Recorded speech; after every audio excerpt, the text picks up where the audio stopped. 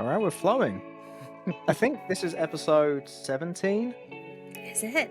So yeah, so we're up there now, like the top 2 or 3% of podcasts worldwide. Wow, this We is might be the exciting. top 1%, but 20 is kind of the benchmark. Oh, I really want to be top 1%.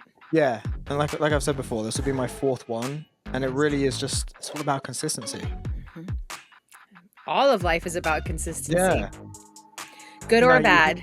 you hear a lot of folks they talk about, like Alex Hormozy, who has this huge personal brand now. He was like, no one was listening to my podcast for the first 300 episodes or something like that, and it wasn't until the brand built. But Yeah. it's great to be able to, and I've done it a few times, be able to just point, oh yeah, we did a podcast on that, you should check it out. Like if someone wants advice on something or whatever, it's great to have in the archives. When I was working a lot, in sales, and we're always in sales in some way, shape, or form, but specifically in the real estate world, there's a portion of the career, and sometimes people even revert back to it, where you are just like pushing that boulder up the hill. And it's so big, you can't see what's on the other side of it. And so many people give up when they are right about to hit the precipice, when they're Yeah, right about to get to where the phone starts ringing in the other direction, to where all of their hard work starts to pay off, but they give up. And that consistency is so important. And having people around you to cheerlead you when you're like, I can't do this anymore.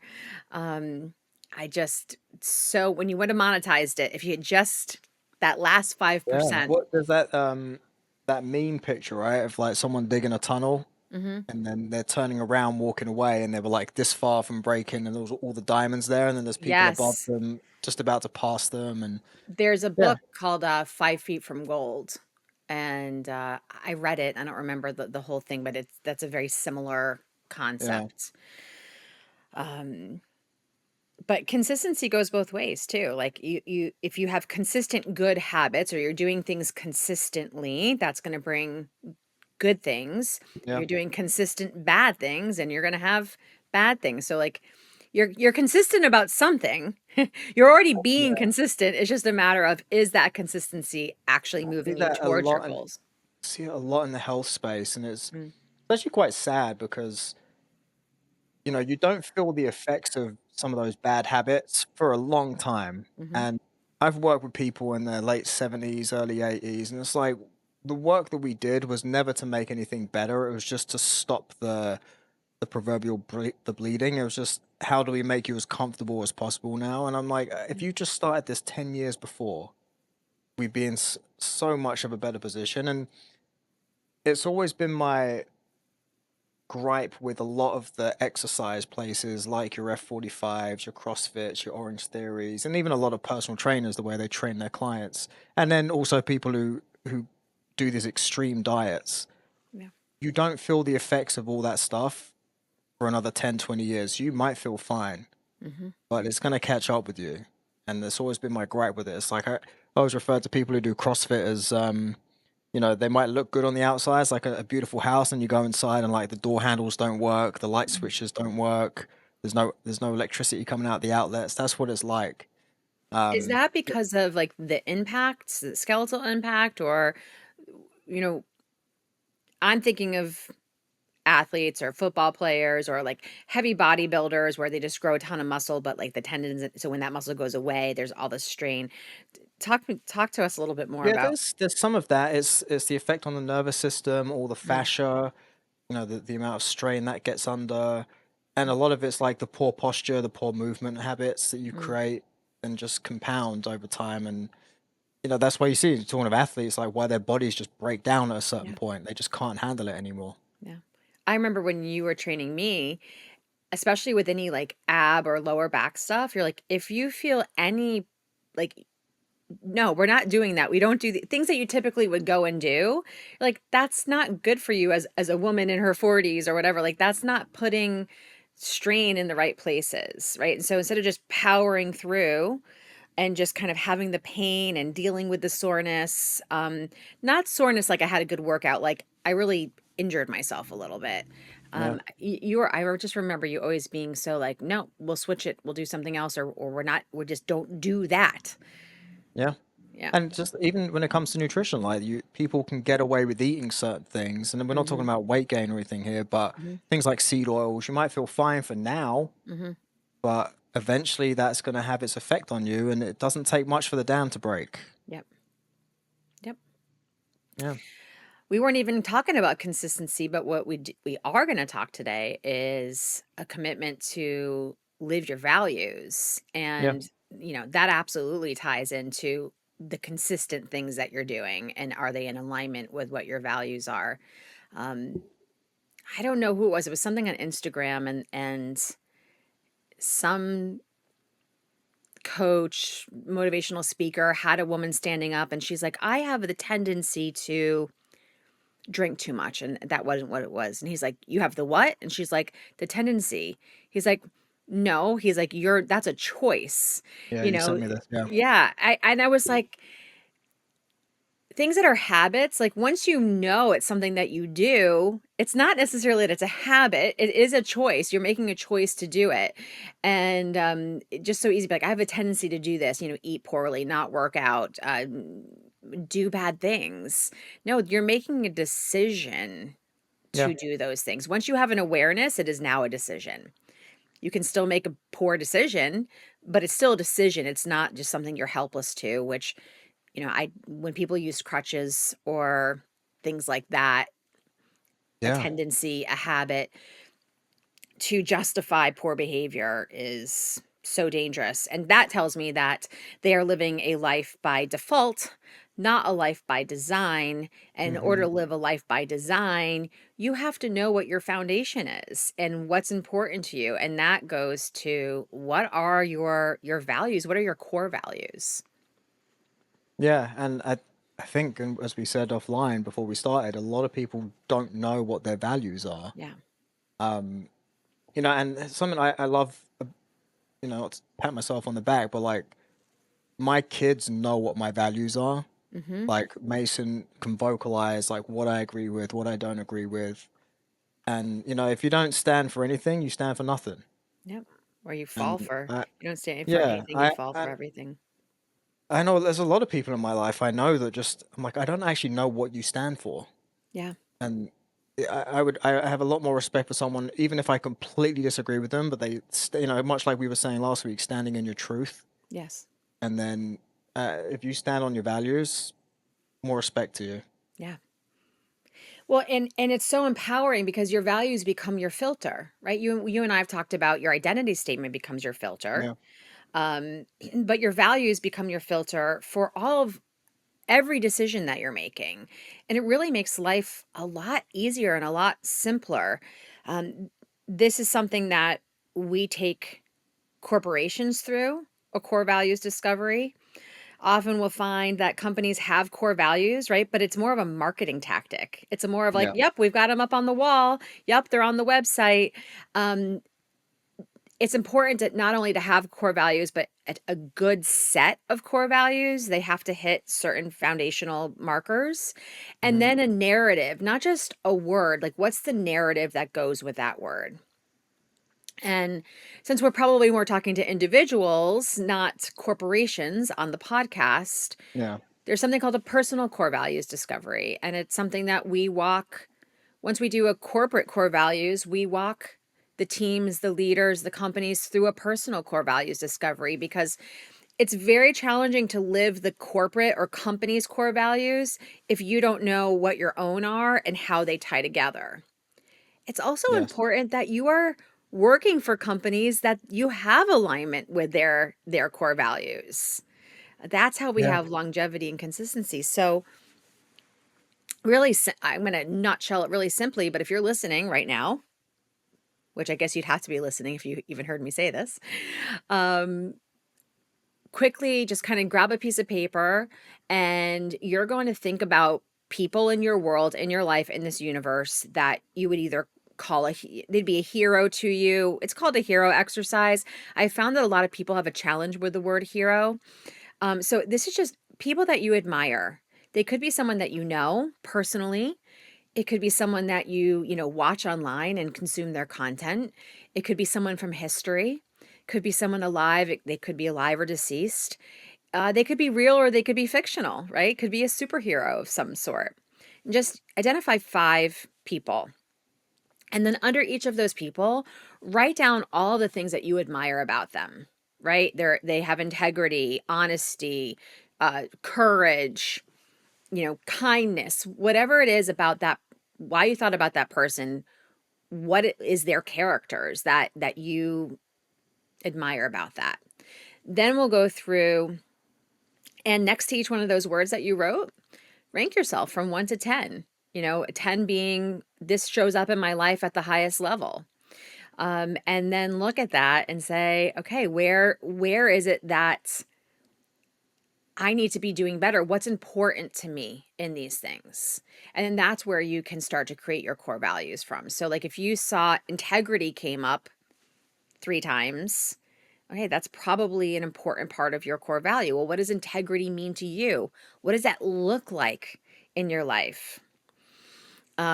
It's a process. I have done this over the past probably 10 years or so. And just in the past month, I actually refined my own core values. Oh, interesting. Um, Yeah, Minor I agree with growth. that. Go ahead. Go No, ahead.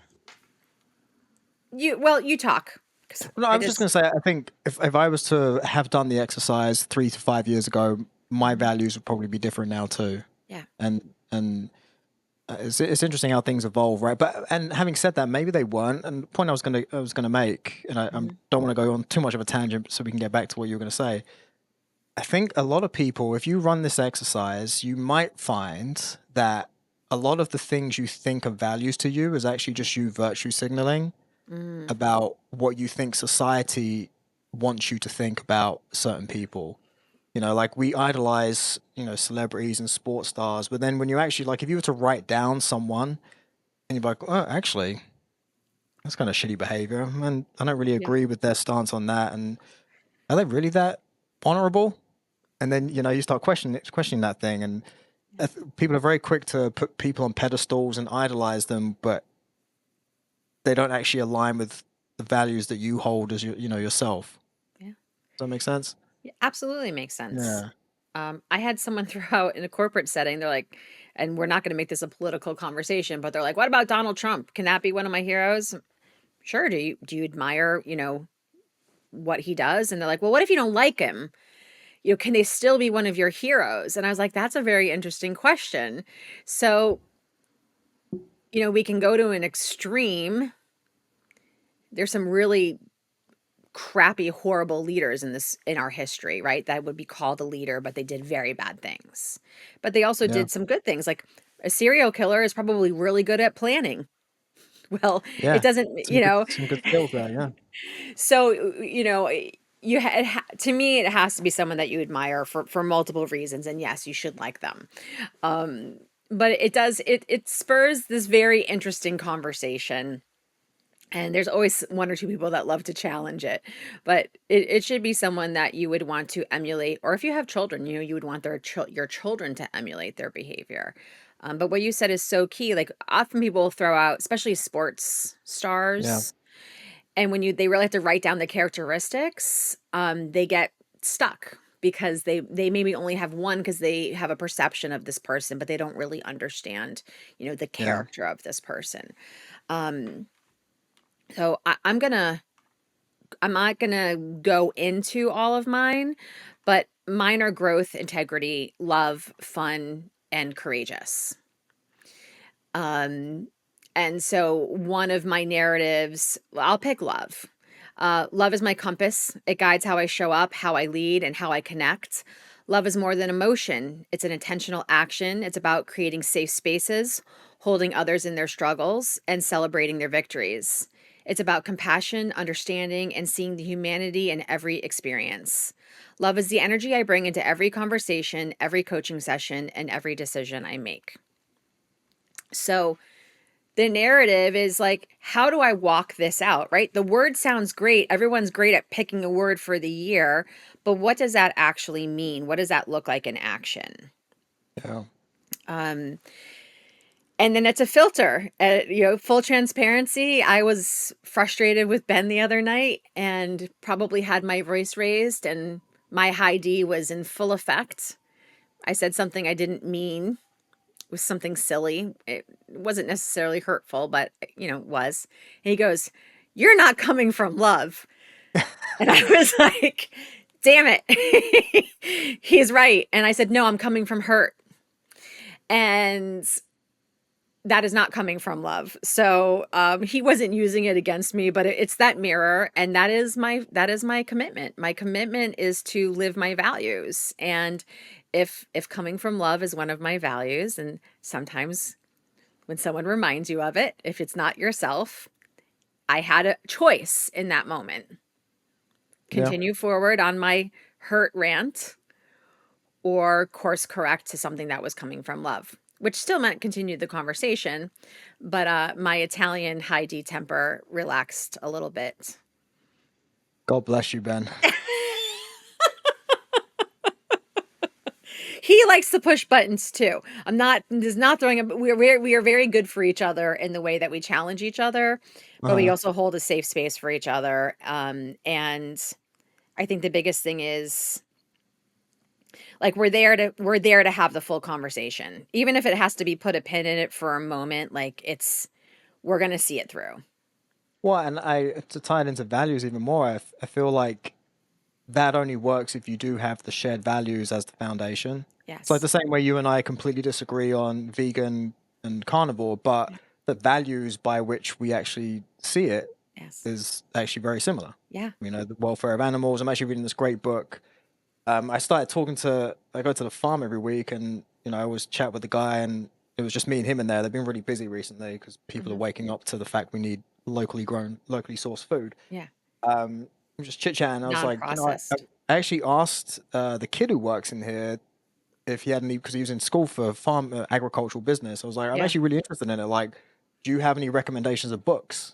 And he was like, he just started giving me some names, and then the guy who's very well respected regarding regenerative agriculture is actually in the new administration now. So I was telling him that, and he was like, "Oh, I had no idea." And then he was like, "Oh, you know what? If you're serious, I'll go and grab some books in my office and bring them to you." So Yeah. I'm reading through all of that stuff now. It's fascinating, but tangent there. Yeah. Um, but that's one of my values is I don't want to eat you know this corporate bullshit food anymore, Yeah. and I'm very serious about that. And even with my family or my kids, like I annoy the shit out of them with it, but like it's something I'm really serious about. Yeah.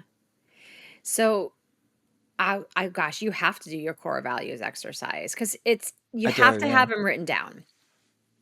You have to have them written down. yeah, And you just said something that's so key. You have to share that with the people that are around you. You have to share them with the people that you're communicating with and collaborating with and interacting with. It's what helps us to make sure we're living them. And sometimes we do need a mirror, and sometimes we do need someone to say, like, "Hey, is that are you operating within your core value?" And they also know that there's certain things that they already know what your decision is going to be because they know your core values, and they're like, "Well, Tara would yeah, never say yes to this because this would go against her integrity. Maybe it brings us a lot of money, but it goes against her integrity, or maybe it goes against my fun, right? Fun is a core value for me. yeah, If it's not fun, now I have some weird definitions of fun. Like, I like challenges. If it's not fun, like, I don't want to do it. I don't want to yeah, commit to it. I don't want to say yes. And your core values are you're fully committed. And that's the life by design, not by default. And if we can get if you can, and I know you can, get clarity around what your values are and know that it's a journey, and they evolve, and you should go back to them, and as you're sharing them and speaking them out loud, sometimes you hear yourself say that, like, "Oh, you know what? I'm going to tweak that sentence," or, "You know what? This was really important to me, and that's not included in my narrative." So, yeah, the word plus the narrative, very important, and the narrative needs to show you exactly how that's walked out. And then you need to discuss, in the corporate, we have a framework with every meeting. One person presents one of the core values, and then they give an example of, say what it means to them, and they give an example of how they've seen it being lived or not lived hmm in the company. And then they Yeah. talk about what we could do to just be a little better at that specific core value. So, for these companies that just write them and put them in marketing material and stick them on the wall and don't have the conversation, their HR policies aren't in aligned with the values. That's just a reputation for Yeah. failure all the time. Yeah. One of the first things we do as part of my corporate program for brain training is this one page miracle where you essentially do that, right? Like you write down who you want to be as an employee. That's the last thing because it's the Mhm. least important. Who you want to be spiritually, who you want to be to your family and your close friends, and then financially, how do what do you see for yourself? Because money's really funny. We've talked about it a lot, and it's something I'm reading this great book at the moment, listening to this great book at the moment. Five Ways of Wealth or Five five. Types of Wealth by Yeah. Sohail Bloom. Yes. Hello, I'm Loving listening it. to it too right now. Yeah, loving it. And it's I've listened to this other book by this guy who became a billionaire. He had all this property, all these cars. He was like, "This is not what I want. Like, this doesn't make me happy. It's actually making me unhappy." Mm, But unfortunately, in this world, you need financial freedom yep. to be able, I think, to be able to live the values you want to live. And To you get can time obviously, freedom, to get purpose yeah, freedom, to get people exactly. freedom. So that's why that's in there. But one thing that really is on my mind when we talk about values is how people raise their children. Mm, Because to me, I might upset people when I say this, but I truly believe that your children are a reflection of how you raise them. mm, Yes, they're predisposed to some genetic things, but you can always trace it back. And you speak to anybody who's been through therapy. It's always stuff related to your childhood and how your parents raised you. yeah. And there's a I find it very unattractive when I look at people's kids and I'm like, they're little shits. And I'm not talking about like little kids, I'm talking about grown adults. Yeah. Like when they've got no drive, and I'm like, that's a reflection on how you've raised them. You haven't Mm, instilled that in them. mm, And they've either taken the fact that you have no values and not been guided by how you are as a person. Like imagine one of our kids growing up and not having a work ethic. right. Not gonna fucking happen. Right. Like they see all of their parents working hard. It can look different. It can look different, but the ethic is still right. The Yeah. drive, like drive can look very different in Yeah. different people. It doesn't mean it could be quiet and more subtle, but it still Yeah. exists. It just might show up differently. But yeah, I get And totally get what you're one thing saying. that really, really irks me is, you know, there's a lot of talk about these influencers online and the effect it's having this toxic masculinity, which is a whole other topic. But, you know, I'll be fucked if someone's going to influence my child more than I do. Yeah. Like, if I'm not instilling values in my children and someone else is, that's on me. That's Yeah. my problem. That's my fault because I'm not standing on what I believe in. Yeah. And I think it's so easy for people to create this cop out of, oh, it's so and so's fault. He's been looking at him on the internet. Right. No, because they haven't been looking at you. That you've given nothing, no guidance, nothing to look at. And you It had enough drives me awareness to crazy. yeah. Yeah, You had enough awareness to say it's that person's fault. So clearly, you know that that person's having an yeah, influence over your child. What are you doing about it? You just bring up a great point. How fun would it be to do a core values exercise for family? Like yeah, sit down as a family and create a core values. yeah, And, I think there's a difference between a strong parental figure or, mother and father saying, these are our core values.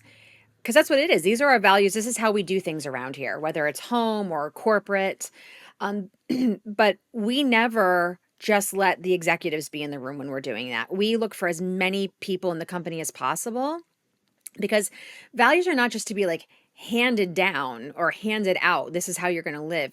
The more people that are involved in collaboration and development of it, like, there's no time lost in dissemination because they were part of the process. yeah, There's no time and energy spent in trying to convince the person to live and function that way in the corporate or home because they were part of that process. So, how cool would that be to do a family core values exercise? I'm going to do that. yeah. And I think one of the big things with this is, I'm not saying you should, like you said, sit them down and say, this is what you believe in, this is how Mhm. we do it. If you allow your children and teach your children to think critically, Mhm. they're going to end up sharing the same values as Yeah. you Yeah. because they will absorb everything that you're doing and Yeah. saying. And And I have no, annoys Amy a lot. I have no problem saying when he's learning something in school, I'm saying that's bullshit, that's fake, don't listen to that, that's not true. You're never going to Because, use that. yeah, it's because again, I don't want the school system to be influencing Right. my children. Right. It's there to teach. It's not there to tell someone what and how to think. And that's why we're in this huge societal fuck ball right now. Mhm. Fuck words coming out a lot today. Wow, you are Um, fired up. yeah, it's fuck it Tuesday. But it's just like everyone's been told what to think instead of thinking critically. Right. So then you've got these two entrenched sides who can't think, and then they don't talk. Yep. And again, it comes down to values. What are you instilling in your home? Worry about that. Stop worrying about everybody else and trying to project onto them what your values are. You don't know what your values Yeah. are. Well, and it's about what you can control, right? What you can control versus what you can't control. Um, and just back to the family value real quick, I would make sure that every single family member, down to the youngest, if they can verbally put a sentence together, that they are represented on that paper, right? So Yeah. everyone is valued, and that's how you teach your children to think critically. You help guide them through this process. And then you talk about it. You talk about it at dinner. Hey, like fun is one of mine, right? So Alexander could be like, "Mom, fun is one of our core values, but you've been working for the past 4 weeks and we haven't done anything." I'd be like, "Oh my gosh, you're right. Like we got to correct that." So you Yeah. have this conversation around it, or when you're making a decision as a family or as partners. Okay, like does this align with our core values? If it does, then okay, full steam ahead. If it doesn't, we got to say no. Yeah. And it's interesting. The more we're talking about it, I think this really is the bedrock for making change in your life too. And Mm-hmm. I can just think of an example with me. Like I used to get pretty bad road rage. Like I'd Mm-hmm. curse people off, and as you can hear, I like to drop a few cuss words. But I think it may have been my therapist who said something about it one time. Not because I was complaining about it. We were just talking about how funny it is. And I don't get pissed off with anyone on the road anymore because it Yeah. doesn't align with my value. Like I don't want to be angry. I Mm. spent a lot of years being angry because of circumstances. I don't want to be angry anymore. So what's the core value that would tie to? Happiness, I guess. Okay. Low stress. Okay. It's like I hope they're in a rush. That's when we play the what must be true game. What must be true for that person that they are, cutting us off and Most of the time they just can't drive. yes. Once you accept that most people can't drive, especially in New Jersey. Ooh, I know Jersey is bad, but I can tell you that when I go to PA, I have worse time. And Massachusetts, they call them mass holes. Like there's some real Maybe it's just that everybody can't maybe it's drive. just everybody but us, right? Yeah. So the commitment to live your values. First, you have to get clarity around what your values are. Do it with your companies. If you're a leader, do it with your teams. Do your personal core values. And I want to challenge people to do their family core values. I'm going to do that with Yeah. Alexander. I can think, I'm going to ask you if you can think of an example of where you've had to stand on your values and it's not been socially Oh, acceptable or whatever. And I can think of one example. It was during COVID, where, I'm fine playing by the rules, even hmm if I agree with them or not. But the minute you try and muzzle my children, mm, I mean, talk about angry, yeah. Papa Bear comes out. And we fought with the school system. I refused, unfortunately, Brayden didn't go to preschool. It was like pre-K3, so it wasn't that important. Mm, But he didn't go because, I have an autistic child who doesn't speak and you want to put a mask on him all day. mm, You think that's helpful? mm, And then same with Mason, like we can avoid the debate, but we know it's not good for people. It's been established now by mhm. science. But I made sure that they gave him a break Yeah, again, I'll play by the rules, but I had to kind of stand on that. I was the only person that stood up at the school board and said my piece. yeah, That was that. But, you know, I'm sure 99% of people don't agree with me on it. But my value is I protect my children at all costs. yeah. And you have to and that means advocating. Yeah. Um, I mean, my one very clear example was integrity, and that was walking out from the corporate coaching gig with the medical group I was working Oh with. yeah, yeah. Um, that was not ideal for me in any way, shape, or form. Um, but that was no money was worth my integrity. And my partner Sam says this in every keynote, what you allow in your space, you condone. And I was in a space where I was being silent, and then I was speaking up, Mm-hmm. and then I was like, even if I'm speaking up against it and I'm still here, I'm supporting it. So, I had to, out of integrity, make the choice to leave, and that was six figures gone overnight. Yeah. And, I had a lot of reasons to not let that go overnight, a new house, a new car, a lot of things. And then Yeah, your timing wasn't great there, was it? no, my timing wasn't great, but honestly, I should have left sooner. Right.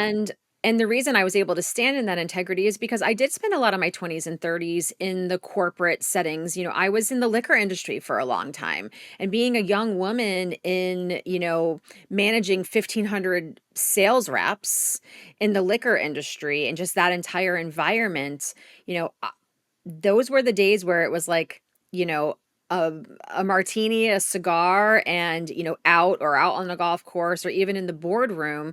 And I not only stayed silent with a lot of inappropriate comments, I contributed to them very vulnerably. I'm not proud of, some of the jokes that I would also make back. Now I was doing it to fit in and kind of play the game.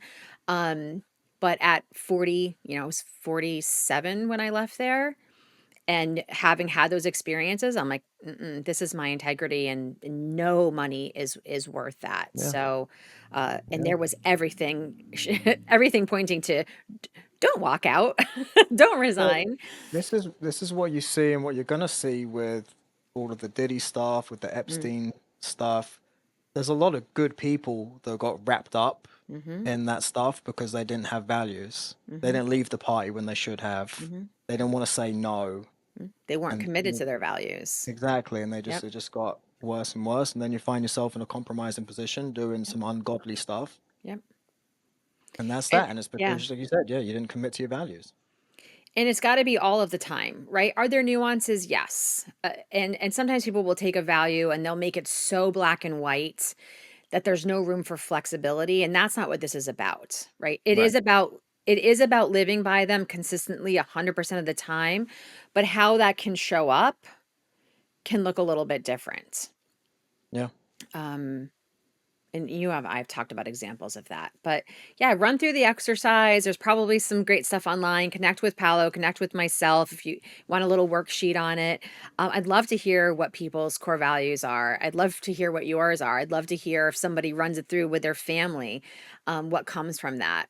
And then they're always challenged. It is without a doubt, you write your core values down, and something happens within a few weeks that core value is challenged, and you're like, okay, do I Yeah. really believe this?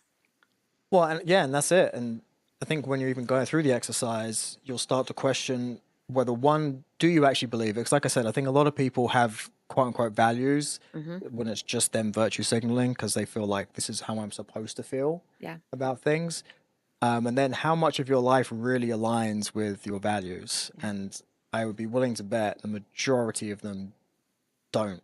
Like yeah, the things you do don't align with. And that then helps you figure out how do I make those changes? yeah. And I that's want to okay. align with Like, these. yeah, it's not about beating yourself up like, oh man, I'm Mhm. not living in alignment with my core values. It's about getting awareness around it and having the intention to do better. Yeah, No one's perfect. And I don't think you're ever going to be perfect, but what can you do today to just be a little better yeah, at living what you say is most important to you? And it's I just had like a religious thought. I'm not very religious. I don't necessarily use a guiding light. That's I definitely a higher power and a source for sure. And I think a lot of people find in religion, right, the value there's the 10 commandments. Right? It's people we're looking for a guideline. We're looking for a frame to live our lives from and be good people. Yeah. But we're just saying, yes, utilize, the 10 commandments. You utilize anything that feels powerful to you, but why not really sit down and create that for yourself? That's Yeah. customized to you in your life. Yeah. And it's okay to say who am I now versus who do I want to be? Yeah. And Yep. I think once you accept, and something I realized quite a while ago now, but is once you accept that we are living in this matrix, right? We're programmed from birth of this is what you think, this is history, Mm, this is that, and it's very difficult to unplug from that. And that's why there will be certain things that you do that people will just look at you like eyes glazed over. They think you're crazy. But that if people think you're crazy, you're probably doing something right yep. because they're not unprogrammed yet. Yeah. Yeah, or you're that mirror, right? You're that mirror because they Yeah. want to be doing something you're doing, or they want to be brave enough to do that. Um, I mean, I really do believe most people are good, right? And they're just They are. scared.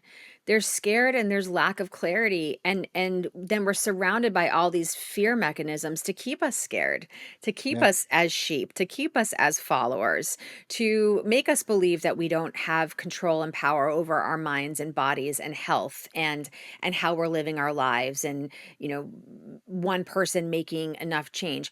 Maybe you're one person and maybe you don't change the world, but you're certainly changing your own world, and you're certainly changing the world for your families and the Yeah. people around you. So again, it's like that's such a cop out. Like, what can I do? I'm only one person.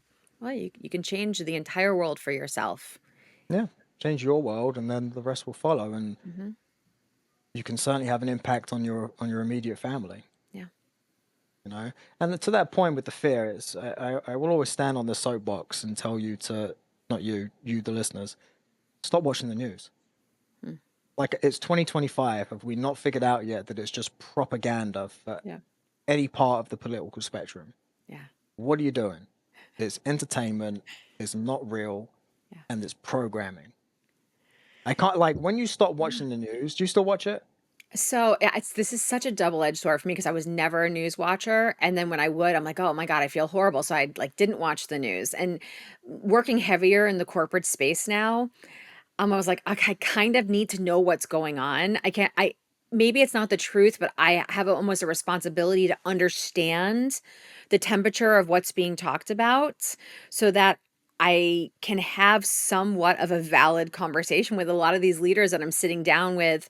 Um, it's really more the initial rapport build where I found, let me at least listen to a little bit of the presidential address. Let me at least listen to a little bit of this so I understand kind of where the Okay, but fear that is see, being here's the put. thing though, but that's not the news. Right. You're getting first-hand information there, Right. right? Because that's how I consume the information Ah, is interesting. I'll see what people are talking about on social, and then I'll go and look into it myself. It goes back to that critical thinking because that's Yes. one of my values is I think for myself. It's the Um, source. Yeah, so you're going to I like to go to the immediate source. And when you Mhm. start doing that, you realize all the propaganda. And I can't tell you, like, I'll go The to my mum to grab headlines. the TV on, but it's literally like you're sitting there and all the graphics are just flying around. You're like, Yeah. I used to sit and watch this. Like, it's Yeah. literally brainwashing you Yeah. without what they're saying. Forget what they're saying. It's just, Yeah. Constant. you know, and I mean, they came out what was it? James O'Keefe, whatever his Veritas when they had the guy from CNN admitting like we were Mhm. deliberately putting the death toll for COVID to get people Yeah. anxious. Oh, yeah. You know? Woo! Stay grounded. Stay Yeah. grounded, friends. Remember who you are, and I say remember because you have been programmed. Mhm. I don't think people really understand how much we've been you know made to not think for ourselves Yeah. and forget who we are. Sure. And when you realize that you just approach everything from a different perspective. Like it Yeah. really is just all love. You Yeah. know, you said that's your value, but it is true. It's like same with the road rage. Just that's part of it. It's like I have love for my fellow human being. Mhm. I all right. If you cut me off, whatever. You didn't move as soon as the light changed green. All Yeah. right, cool. Maybe you were texting your wife. You were on the way home, and she's sick, and you had to stop to get something for. You know, you just don't know. Yeah. You don't know. You don't know. Remember who you are. Remember why you started in the first place.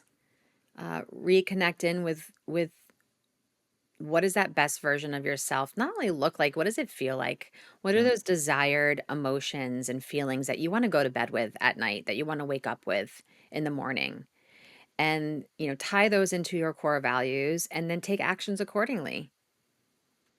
Yeah, and that's one little bit of homework I would give everybody is do the values exercise, and then every night before you go to sleep, just think about, did I live my day according to these values? Yeah. And it's also a good thing to do in the morning too. Well, set your intent. So I like to set your Yeah, intentions in the morning and then check in at night. What went well? What didn't go well, or what could I have done yeah, better at? What would I have changed? And again, it's not about beating yourself up or having any type of yeah. negative feeling, just some awareness around it. Yeah, I was And gonna say. I got to do this. I love this exercise. And I love doing this with my clients that have significant others, especially around their I am or identity statements. You can do this with core values. At the end of the night, talk to your partner and say, this is what I did today to live my core values, or this is what I did today to support my identity statement. And then have your partner tell you what they witnessed you doing. Ooh. That's the cool, powerful part of it. Um, I don't know. Can I challenge you to do that with Amy? Yeah. You kind of have to live with the person. I want to do it with Ben, but Well, I tell you what, yeah, actually, here's the thing. yes. I'm only gonna do it if she's listened to this. Okay. So I'm telling you right now, Okay. Amy, Amy. we're gonna do this exercise, but you have to tell me you've heard me say that on the podcast. Otherwise, we ain't doing it. Is that what a leader does, Paolo? Yeah. What core value does that tie into for you? Do it yourself. DIY. Oh, okay, No, we'll do Amy, it. We'll do it. do it. Yeah, let me know how it goes. Yeah, and well, when one does this exercise though, Hmm. so let's say you've got how you thought your day went versus Hmm. how someone else perceived it. Hmm. I think that you have to be careful not to take either of those as the be all and end all. It's probably somewhere in the middle. No, and the partner portion of this is to not. You're not saying where you didn't see it lived. You're only seeing where, Paolo, when you picked up our son and gave him a huge hug after he lost the game or whatever it was, like I saw that, and that was really you living your value of X, or you living your identity of being the best father that you could. Something simple, because often our partners will point out like a very small, simple thing that you're not even thinking about. Yeah, So it's not about what you didn't do; it's about what they observed you doing. You just like kind of might be going through the motions of. yeah. Well, yeah, Okay. because it is interesting, and I feel like we're going on a tangent. We should wrap up, but like how, and I think this, not to be too gender specific, but I think men carry a lot of stuff on their shoulders that they don't talk about, Mm-hmm. and they'll think they're doing the right thing by head down, work hard, whereas they're perceived as. I was just watching this video with John Bellion before we started, and he was Hmm. saying his kid all day, 3 years old, kept telling him, "I don't need any more toys." Hmm. Kept telling him all day, and then when he was putting him to bed, he said, "Daddy, I don't want any more toys because I don't want you to go away," or something like Yeah. that. Like, and you know that's where that to him was like, oh shit, like what Yeah. am I doing, what am I chasing? But to him, he's thinking he's working hard to provide for his family. And probably saying that. So kids spell love Time. Hmm. And be really aware around your words, 'cause I know I've said this before and I hear parents saying it, "Mommy, daddy, we have to go work hard so that we can live in this house, so that I can buy you those toys. You like those toys?" So we take something where our children are honestly missing us and being detached from us, and then we're Yeah, saying, "Well, don't be selfish and want something different, because how else are you gonna get all these things?" yeah, Right? So now, that I don't need any more toys. I don't want any more toys, because now that equates mom or dad, or mom and dad having to, not be present. yeah, Um, so cool. yeah. That's powerful. Yeah, and you really have to in this all of this. You've got to be so self-aware, and open to hearing things about yourself, whether it's you saying it or someone Mhm. else. Mhm. And that was the biggest change for me in my life, was when I started accepting that. Started to hold it. And a lot of the times, because you hold yourself to this standard of like, no, I'm gonna be great, I'm gonna be perfect. But you're not. No one's perfect. No. What We're is flawed. perfect? I hate perfect. Perfect Yeah, is like boring to me. yeah. All right, go forth and set, identify, write down, and give a narrative to core values. 3 is minimum, 5 to Yeah. 7 kind of, good. I've seen as many as 20. That's a lot. But this is to have fun with. Yeah. Might do it right now. I love it. Let me know how I can support you in it. Of course. Until next time, friends. Bye for now.